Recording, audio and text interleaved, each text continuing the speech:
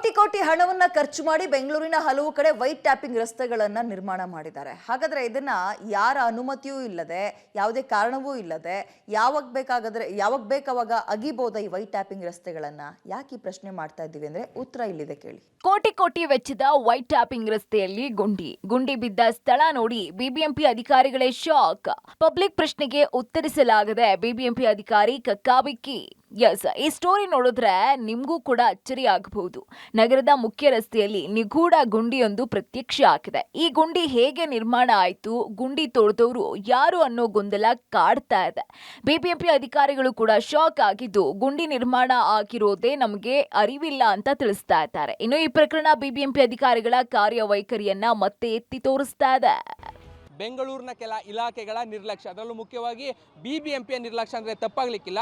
ಗಮನಿಸ್ತಾ ಇದ್ರಿ, ನಾವಿರುವಂಥದ್ದು ಜಯನಗರ 4th ಬ್ಲಾಕ್ನ ಈಸ್ಟರ್ನ್ ರೋಡ್ ಏನಿದೆ, ಆ ಈಸ್ಟರ್ನ್ ರೋಡ್ನ ಪಕ್ಕದಲ್ಲೇ ಇರುವಂತಹ ಕಾರ್ಮಲ್ ಕಾಲೇಜ್ ಅಂದರೆ ಖಾಸಗಿ ಕಾನ್ವೆಂಟ್ನ ಮುಂಭಾಗದಲ್ಲಿದ್ದೇನೆ. ಮುಂಭಾಗದಲ್ಲಿ ಒಂದು ದೊಡ್ಡ ಗುಂಡಿ ಬಿದ್ದಿದ್ರು ಕೂಡ 1 ತಿಂಗಳಾಗಿದ್ರು ಕೂಡ ಯಾವೊಬ್ಬ ಅಧಿಕಾರಿಗಳಿಗೂ ಇದರ ಬಗ್ಗೆ ಅರಿವಿಲ್ಲ, ಗಮನ ಇಲ್ಲ.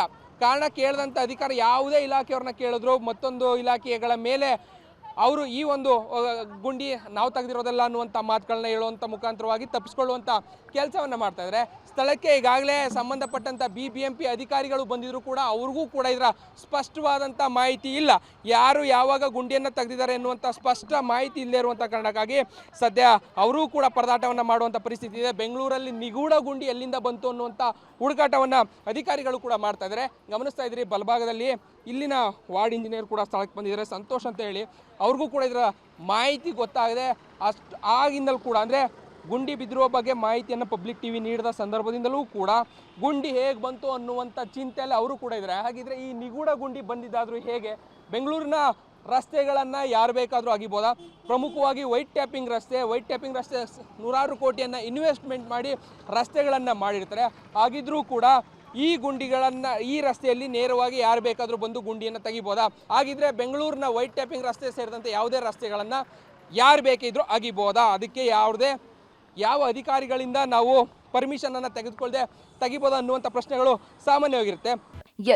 ಜಯನಗರದ ಈಸ್ಟ್ ಎಂಡ್ ಮುಖ್ಯ ರಸ್ತೆಯಲ್ಲಿ ಕಳೆದೊಂದು ತಿಂಗಳ ಹಿಂದೆ ದುರಸ್ತಿಗಾಗಿ 10 ಅಡಿ ಆಳದ ಗುಂಡಿಯನ್ನ ತೋಡಲಾಗಿದೆ. ಗುಂಡಿ ತೋಡಿ 1 ತಿಂಗಳಾಗಿದ್ರು ಮುಖ್ಯ ರಸ್ತೆಯಲ್ಲಿ ಗುಂಡಿ ತೋಡಿದವರು ಯಾರು ಅನ್ನೋ ಮಾಹಿತಿನೇ ಬಿಬಿಎಂಪಿಗಿಲ್ಲ. ಈ ಬಗ್ಗೆ ವಾರ್ಡ್ ಇಂಜಿನಿಯರ್ ಸಂತೋಷ್ ರನ್ನ ಕೇಳಿದ್ರೆ ಈ ರಸ್ತೆಯಲ್ಲಿ ಗುಂಡಿ ಬಿದ್ದಿರೋದೇ ಗೊತ್ತಿಲ್ಲ ಅಂತ ಉಡಾಫಿ ಉತ್ತರ ಕೊಡ್ತಾರೆ.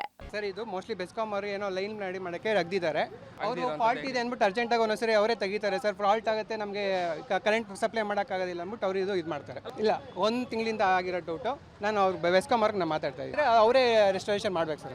ನಾಳೆ ಯಾರಾದರೂ ಬಿದ್ದರೆ ಹೆಚ್ಚು ಕಡಿಮೆ ಆದರೆ ಇದಕ್ಕೆ ಜವಾಬ್ದಾರಿ ಯಾರು? ಈಗ ಮಧ್ಯಾಹ್ನ ಇನ್ನೊಂದು ಅರ್ಧ ಗಂಟೆ ಆಗಿಲ್ಲಲ್ಲ ಬಿಡಿ ಸರ್. ಆಂಟಿಸಿಪೇಟ್ ಮಾಡೋದು ಬೇಡ, ಆಗಿಲ್ಲ, ನಾವು ಮುಚ್ಚಿಸ್ತೀವಿ ಬಿಡಿ. ಇನ್ನು ಈ ಗುಂಡಿಗೆ ನಿಜವಾದಂತಹ ವಾರಸುದಾರರು ಬೆಸ್ಕಾಂನವರು. ಬೆಸ್ಕಾಂ ದುರಸ್ತಿ ಕಾರ್ಯ ಹಿನ್ನೆಲೆಯಲ್ಲಿ ವೈಟ್ ಟ್ಯಾಪಿಂಗ್ ಗುಂಡಿಯನ್ನ ಸುಮಾರು 10 ಅಡಿ ಆಳಕ್ಕೆ ತೋಡಲಾಗಿದೆ. ಈ ಕಾರ್ಯ ಆರಂಭಿಸುವ ವೇಳೆ ಬೆಸ್ಕಾಂ ಅಧಿಕೃತವಾಗಿ ಅನುಮತಿಯನ್ನ ಪಡೆದಿಲ್ಲ. ದುರಸ್ತಿ ಜಾಗದಲ್ಲಿ ಯಾವುದೇ ಸುರಕ್ಷಿತ ಕ್ರಮಗಳನ್ನ ಕೈಗೊಂಡಿಲ್ಲ. ಪಕ್ಕದಲ್ಲೇ ಖಾಸಗಿ ಶಾಲೆ ಇದ್ದು ಸಾವಿರಾರು ಮಕ್ಕಳು ಓಡಾಡ್ತಾರೆ. ಸ್ಥಳೀಯ ಅಧಿಕಾರಿಗಳನ್ನ ಕೇಳಿದ್ರೆ ಬೇಜವಾಬ್ದಾರಿ ಹೇಳಿಕೆಯನ್ನ ಕೊಡ್ತಾ ಇದ್ದಾರೆ. ಬೆಸ್ಕಾಮ್ದು 11 kV ಕೇಬಲ್ ಫಾಲ್ಟ್ ಆಗಿದೆ. ಸೊ ಅದನ್ನು ರಿಸ್ಟೋರೇಷನ್ ಮಾಡಲಿಕ್ಕೆ ಗುಂಡಿ ತೆಗೆದಿದ್ದೀವಿ ಮೇಡಮ್. ಅಟೆಂಡ್ ಮಾಡ್ತೀವಿ. 15 ಡೇಸ್ ಆಗಿರ್ಬೋದು. ಇಲ್ಲಿ ಮಳೆ ಬರ್ತಾ ಇರೋದ್ರಿಂದ ಗುಂಡಿಯಲ್ಲಿ ನೀರು ತುಂಬ್ಕೋತಾ ಇದೆ ಒಂದು, ಮತ್ತು ನಮಗೆ ಕೇಬಲ್ಲು ಸಿಗ್ತಾ ಇಲ್ಲ, ಸ್ವಲ್ಪ ಡೆಪ್ತಲ್ಲಿದೆ. ಸೊ ಅದನ್ನು ನೋಡ್ಬಿಟ್ಟು ಫೈಂಡ್ ಔಟ್ ಮಾಡಿ ಅಟೆಂಡ್ ಮಾಡ್ಕೊಡ್ತೀವಿ. ಸೇಫ್ಟಿ ಮೆಜರ್ಮೆಂಟು ಇದೆ ಮೇಡಮ್. ಸೇಫ್ಟಿ ಮೆಜರ್ಮೆಂಟ್ ಹಾಕಿದ್ವಿ ಸರ್. ನಮ್ಮದು ಬೇರೆ ಕೆಲಸ ಇನ್ನೊಂದು ಕಡೆ ನಡೀತಾ ಇರೋದ್ರಿಂದ ಈಗ ಹಾಕಿದ್ವಿ, ಮತ್ತೆ ಅಲ್ಲಿಂದ ತೊಗೊಂಬಂದು ಮತ್ತೆ ಹಾಕ್ತೀವಿ ಸರ್. ಇಲ್ಲ, ಈಗ ಗೊತ್ತಾಯ್ತು ಸರ್. ಇದು ಆ್ಯಕ್ಚುಲಿ ನಮ್ಮದೇ ಜವಾಬ್ದಾರಿ, ಯಾಕಂದರೆ ನಾವು ಗುಂಡಿ ಹೊಡೆದ್ರೆ ನಾವೇ ರಿಸ್ಟೋರೇಷನ್ ಮಾಡಿಕೊಡ್ಬೇಕು.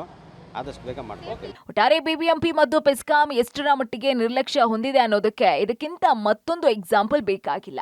ಈ 2 ಇಲಾಖೆಗಳ ನಿರ್ಲಕ್ಷ್ಯಕ್ಕೆ ನಗರದಲ್ಲಿ ಇನ್ನೆಷ್ಟು ಬಲಿಯಾಗಬೇಕು ಆ ದೇವರೇ ಬಲ್ಲ. ರಾಘುಮಾರಿ ಸ್ವಾಮಿ, ಮೆಟ್ರೋ ಬ್ಯೂರೋ, ಪಬ್ಲಿಕ್ ಟಿವಿ.